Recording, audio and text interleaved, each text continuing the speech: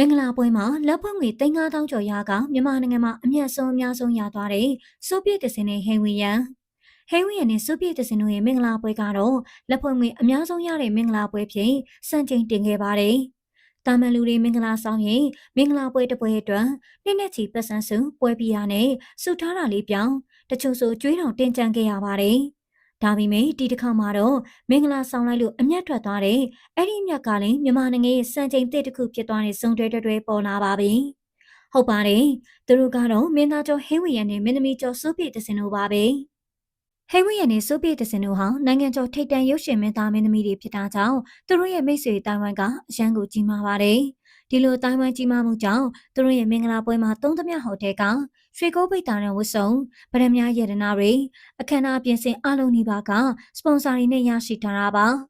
ဆိုတော့ကုန်ကြစိတ်ကနေပါတယ်ဒီဘက်ကိုတက်ရောက်လာတဲ့ဧည့်သည်တွေကထိတ်တန်းတထေးကြီးတွေထိတ်တန်းနုပညာရှင်တွေကြီးပါပဲသူတို့ရဲ့လက်ဖွဲ့ငွေဟာတာမန်သိန်းကနန်းမဟုတ်ပါဘူးတူတူကို30ကနန်း300ကနန်းနေလက်ဖွဲ့ကြတာပါ